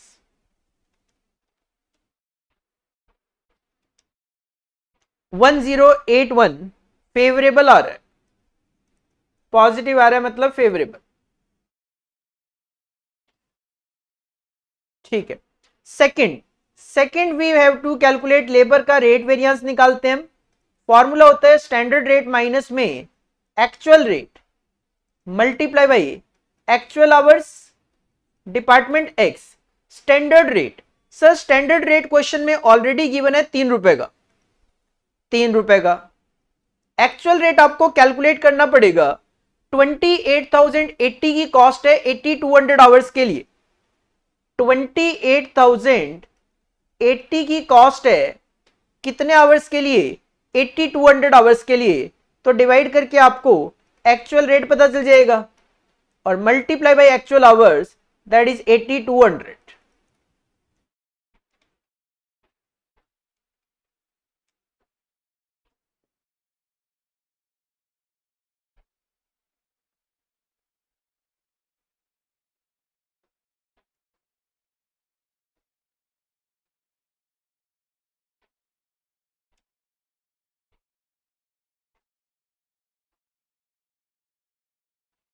ये आ जाएगा आपका 3480 फेवरेबली. आई थिंक ये एडवर्स है सर, एडवर्स है. 3480 एडवर्स नेगेटिव आ रहा है. वाई का स्टैंडर्ड रेट गिवन है 3.40 का. एक्चुअल रेट आपको कैलकुलेट करना पड़ेगा. 19,370 की कॉस्ट है 6395 आवर्स के लिए. 19,370 की कॉस्ट है 6395 आवर्स के लिए. Multiply by actual hours 6395.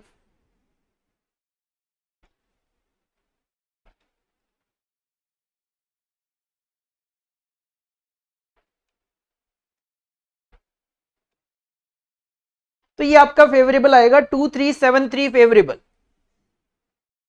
2373 favourable. और लेबर रेट वेरिएंस के बाद आप शो कर सकते हो तीसरा variance, that is labour efficiency variance. Labour efficiency variance का फॉर्मूला होता है स्टैंडर्ड आवर्स माइनस में actual hours multiply by standard rate department X. Standard hours sir question में हमारे पास गिवन है 8640 और एक्चुअल आवर्स भी हमारे पास क्वेश्चन में गिवन है 8200 और स्टैंडर्ड रेट जो है वो है 3 रुपए का. तो that will come 1320 favourable. Similarly Y की बात करें तो वाई के स्टैंडर्ड आवर्स गिवन है हमारे पास 6015 और एक्चुअल आवर्स गिवन है 6395. 6015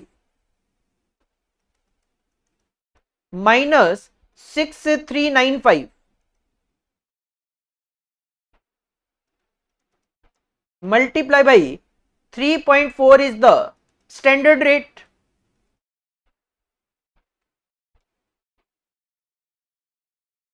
$1292 एडवर्स. चेक कर सकते हैं एक बार. रेट वेरिएंस था 3480 एडवर्स और एफिशिएंसी था 1320 फेवरेबल. तो ये आ गया 2160 adverse. Similarly 2373 that was favourable और 1292 एडवर्स. तो ये आ गया 1081 फेवरेबल. तो इस तरीके से आपको यहां पे सिंपल क्वेश्चन नंबर 5B का आंसर प्रेजेंट कर देना है.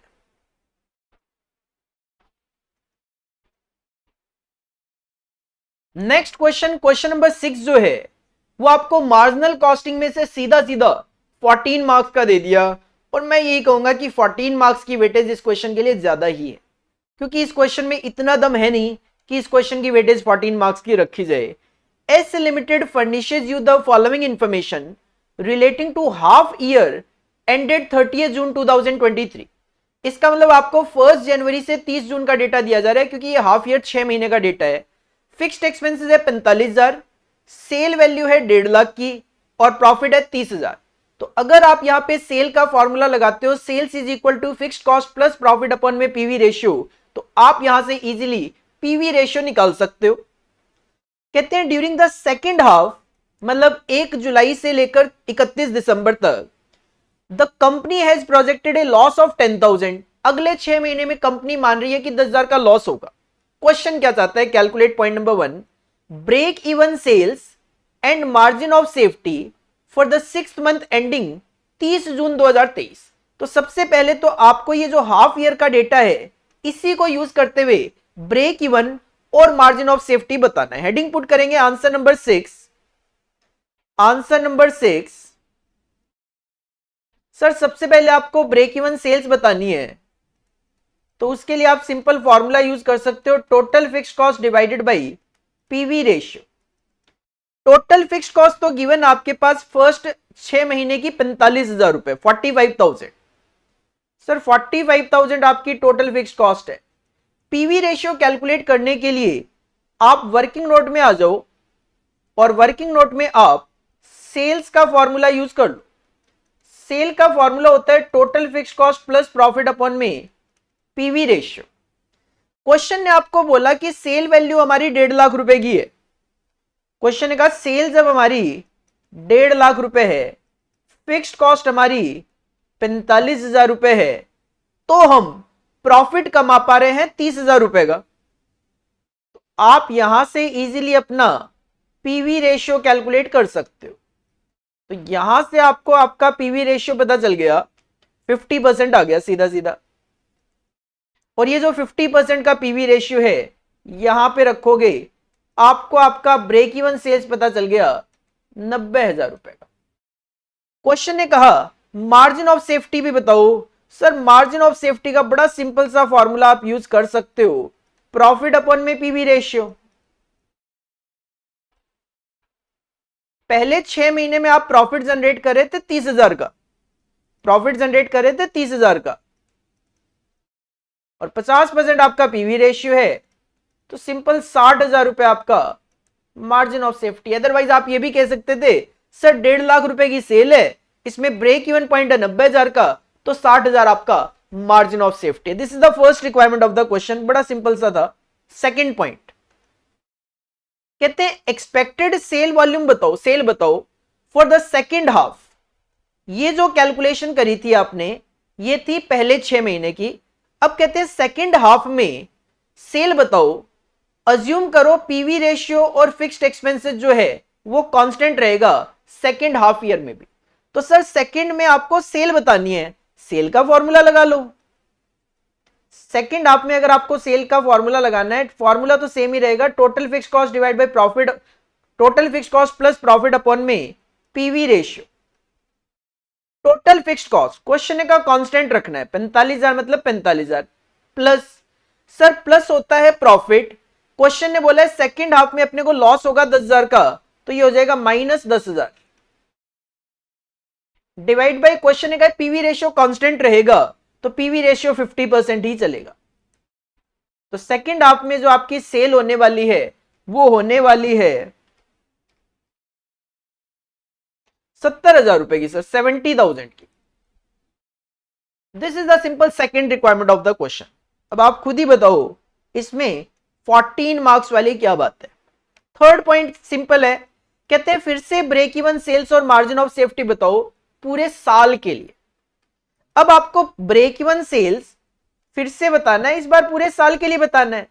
सर फॉर्मूला थोड़ी ना चेंज हो जाएगा, फॉर्मूला तो टोटल फिक्स्ड कॉस्ट अपॉन में पीवी रेशियो ही रहेगा।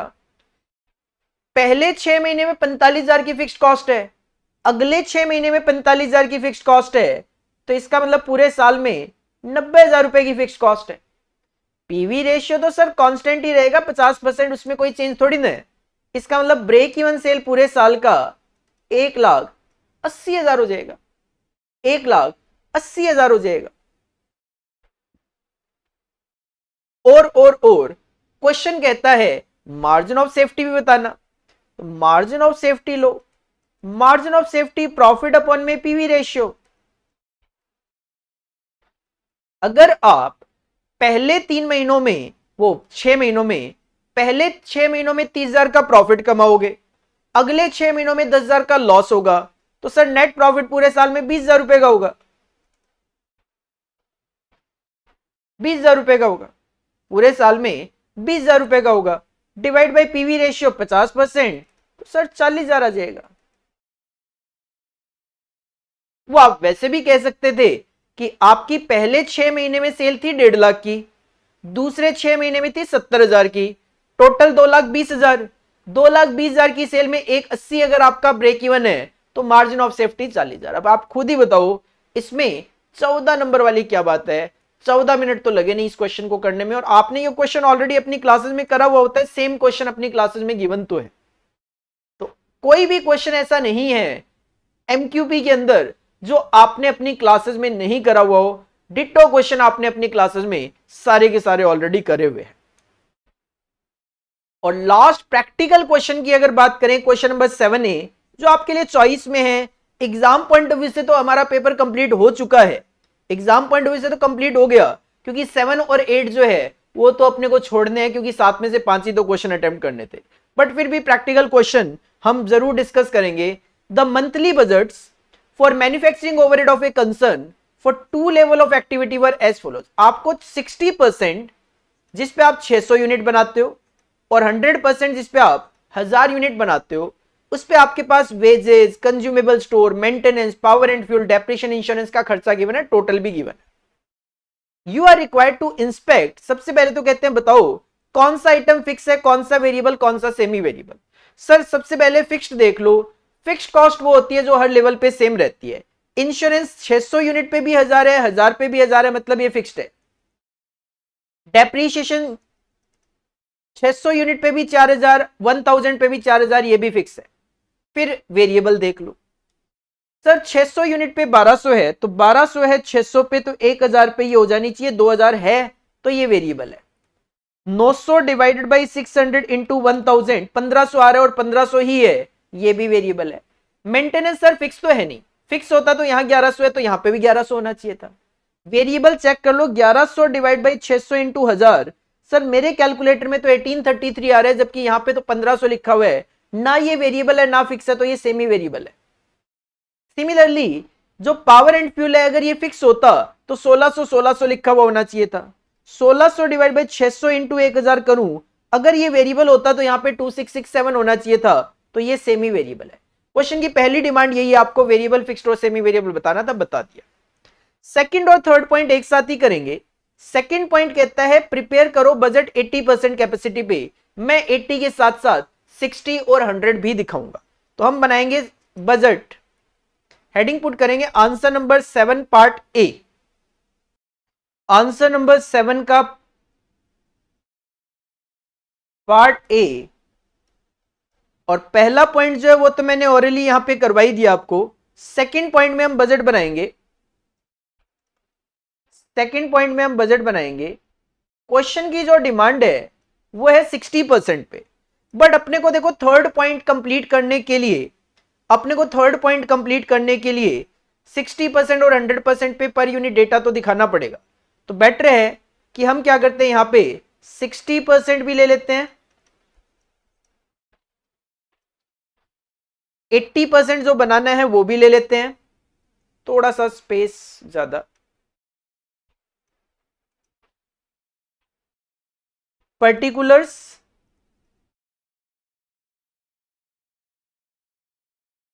ये 60% जो गिवन है, ये 80% जो बनाना है, और ये 100% जो गिवन है। सबसे पहले मैं वेरिएबल कॉस्ट लिखूंगा वेजेस। वेजेस सर अगर 60% पे आप 600 यूनिट बना रहे हो, 100% पे आप 1000 यूनिट बना रहे हो, तो 80% पे it will B 800 units. Wages की जो कॉस्ट है वो 1200 रुपए है। वेजेस 1200 रुपए होने का मतलब यह है 600 यूनिट पे कि वेजेस 2 रुपए पर यूनिट चल रहा है। यही रीजन है जिसकी वजह से 1000 यूनिट पे ये 2000 था, तो 800 पे ये 1600 हो जाएगा। सिमिलरली कंज्यूमेबल स्टोर्स,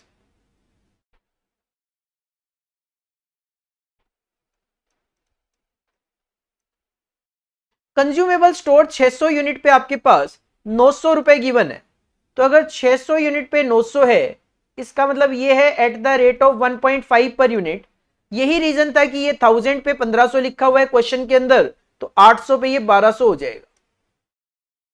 ये हो गए आपके वेरिएबल कॉस्ट, ये हो गई आपकी वेरिएबल कॉस्ट, ध्यान देना, ये हो गई आपकी variable cost.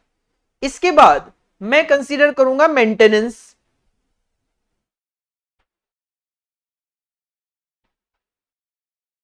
Maintenance, sir maintenance semi variable है, तो वर्किंग नोट में चलेंगे, वर्किंग नोट में चलेंगे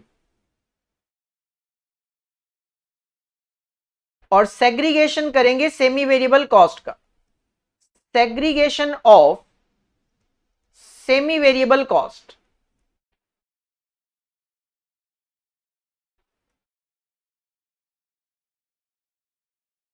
सेमी वेरिएबल कॉस्ट का जब सेग्रीगेशन किया जाता है तो सबसे पहले लिखा जाता है formula, variable cost per unit is equal to change in cost divided by change in units. पहले हम बात करेंगे मेंटेनेंस की। सर मेंटेनेंस की कॉस्ट में चेंज आया, कॉस्ट आपकी 1100 से 1500 हो जाती है, मतलब कॉस्ट में चेंज है 400 का। कब? जब आपकी नंबर ऑफ यूनिट 600 से 1000 हो जाती है, मतलब 400 यूनिट का चेंज यूनिट्स में है। तो इसका मतलब मेंटेनेंस 1 रुपए पर यूनिट है, वेरिएबल पार्ट। मेंटेनेंस के साथ साथ ही मैं कैलकुलेट करूंगा पावर एंड फ्यूल का भी variable cost per unit. Power and fuel, sir power and fuel की कॉस्ट 1600 से 2000 हो जाती है, मतलब इसमें भी 400 रुपए का इंक्रीज होता है। कब? जब यूनिट 600 से 1000 हो जाती है, मतलब 400 यूनिट बढ़ती है, तो ये भी 1 रुपए पर यूनिट है। तो वेरिएबल कॉस्ट जो है वो 1 रुपए पर यूनिट है मेंटेनेंस में।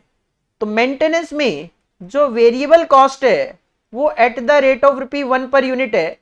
तो 600 यूनिट में 600 रुपए की कॉस्ट, 800 में 800 की कॉस्ट और 1000 में 1000 की कॉस्ट। सिमिलरली मैं पावर एंड फ्यूल भी दिखाऊंगा यहां पे, पावर एंड फ्यूल वो भी वेरिएबल, सर ये भी eight the rate of ₹1 per unit है। तो 600 यूनिट के लिए 600, 800 के लिए 800 और 1000 के लिए 1000। मैंने सारी वेरिएबल कॉस्ट लिख दी है, मैंने सारी वेरिएबल कॉस्ट लिख दी है। तो अगर आप इसका टोटल कर लोगे वेरिएबल वेरिएबल का तो अच्छा रहेगा, ताकि नेक्स्ट जो कैलकुलेशन है वो आप ज्यादा इजीली प्रेजेंट कर पाओगे। 4400,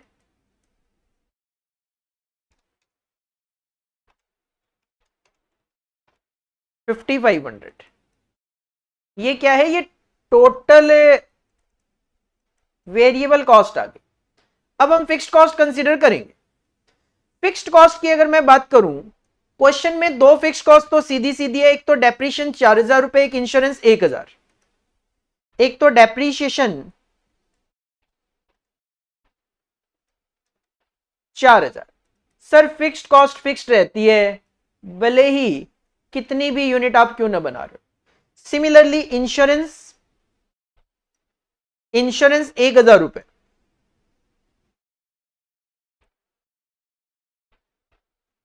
₹1000 सभी लेवल पे सेम रहेगा। इसके अलावा maintenance and power and fuel में भी फिक्स्ड है।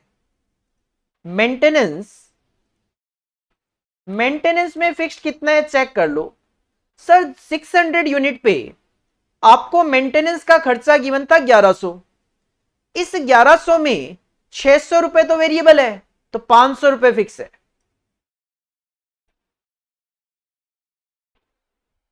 Simple. Similarly power and fuel,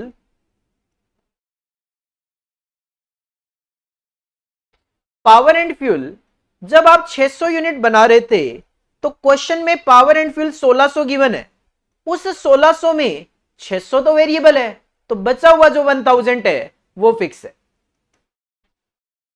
इससे इजी तरीका क्या लोगे बताओ? डन है सर, खत्म। ये आपका टोटल फिक्स कॉस्ट आ जाएगी।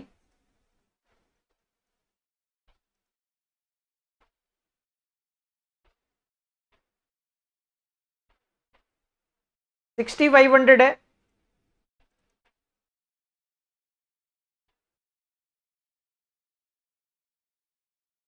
ठीक है, टोटल कॉस्ट दिखा दो। अगर आप वेरिएबल और फिक्स्ड का टोटल कर लोगे तो टोटल कॉस्ट पता चल जाएगी। 9800,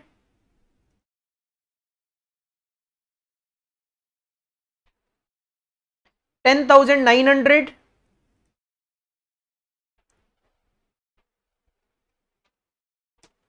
12000।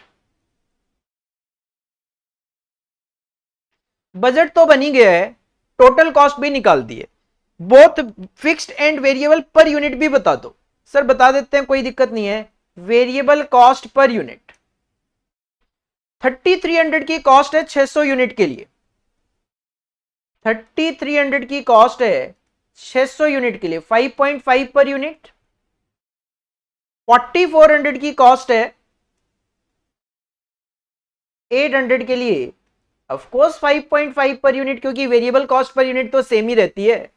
और 5500 for 1000, it will B of course 5.5 per unit. Fixed cost per unit change हो जाएगी। तो सर फिक्स्ड कॉस्ट है 6500 रुपए 600 यूनिट पे, तो ये आपको पड़ेगी 10.83 पर यूनिट। अगर ये 6500 हो जाती है 800 यूनिट के लिए, थोड़ा सा पर यूनिट कम हो जाएगा, 8.125। और लास्ट में 6500 हो जाएगी अगर आपके 1000 यूनिट्स के लिए, तो it will B 6.5। This is the requirement of question number 7A for 7 marks weightage. इसके बाद जो क्वेश्चन नंबर 7B है, जैसा कि हमें पता है सर ये थ्योरी क्वेश्चन पूछा जाता है 7 मार्क्स का। Explain the scope and objective of cost accounting standard. Sir cost accounting standards के अगर आपने हमसे क्लासेस ली हुई है, नोट्स निकालिए, स्टार्टिंग में ही आपको स्कोप एंड ऑब्जेक्टिव दिख जाएगा। हमारी क्लासेस नहीं ली हुई, स्टडी मटेरियल में कॉस्ट अकाउंटिंग स्टैंडर्ड में आपको स्टार्टिंग में scope and objective study material में दिख जाएगा। 8th की मैं बात करूं तो सर 4 नंबर का है distinguish between financial and cost accounting, introduction to cost accounting में डिस्कस किया हुआ है। बी पार्ट की बात करें, identify and name any 5 cost accounting standard along with their number. Sir कुछ नहीं करना, आपको 5 कॉस्ट अकाउंटिंग स्टैंडर्ड बता देने, कोई से भी बता दो जो आपको पता हो। जिसमें सिंपल अगर मैं कहूं सर, पेपर के इसी क्वेश्चन पेपर के सबसे पहले ही था कॉस्ट अकाउंटिंग स्टैंडर्ड 16 डेप्रीशिएशन वाला। जो डायरेक्ट एक्सपेंस वाला हमने क्वेश्चन किया था उसमें मैंने बोला कॉस्ट अकाउंटिंग स्टैंडर्ड 10 है, तो 2 तो आपको वैसे ही पता चल गए। इसके अलावा जब हम मटेरियल का चैप्टर करते हैं हम कहते हैं सर ये कॉस्ट अकाउंटिंग स्टैंडर्ड 6 होता है। एम्प्लॉई कॉस्ट का चैप्टर पढ़ते हैं हम कहते हैं सर ये 7 होता है। ओवरहेड का पढ़ते हैं तब हम कहते हैं सर ये 3 होता है। हो गए 5 कॉस्ट अकाउंटिंग स्टैंडर्ड और उनके नाम। सी पॉइंट कहते हैं analyse the time rate, piece rate, differential piece rate system with regard to labour. Sir employee cost में से time rate system, piece rate system और डिफरेंशियल पीस रेट सिस्टम आपको बताना है 5 नंबर की वेटेज के लिए। तो one of the easiest model question paper मैं कहूंगा, और पैटर्न मैं कहूं सिंपल सेम पैटर्न रखा है जो आपके दिसंबर 2023 के एग्जाम में रखा गया था। तो this is all about our model question paper set 1 cost accounting for June 2024। Last में अगेन करना चाहूंगा, अगर आपके लिए ये वीडियो बेनिफिशियल है, अच्छा लगा हो, अपने दोस्तों के साथ जरूर शेयर कीजिए। जैसा कि मैं हमेशा कहता हूं, एजुकेशन का बेनिफिट अकेले लेकर क्या करोगे? एजुकेशन का बेनिफिट जितना ज्यादा आप अपने दोस्तों के साथ शेयर करोगे आपको बेनिफिट ही होगा। क्योंकि आज अगर आप अपने दोस्तों के साथ कुछ शेयर कर रहे हो, कल को वो भी आपके साथ कुछ शेयर करेंगे और शेयरिंग से ही आपको बेनिफिट होता है। इसके अलावा अगर आपने अभी भी हमारे चैनल को सब्सक्राइब नहीं किया तो बड़ी गलती कर रहे हो, क्योंकि अभी मॉक क्वेश्चन पेपर जो है, model question paper OMSM, FMBDA, management accounting, final में SCM, SFM का आने वाला है। इवन सेट 2 जब आएंगे इंस्टीट्यूट के, उनके सॉल्यूशन भी हम आपके पास लेकर आएंगे इंस्टीट्यूट से पहले।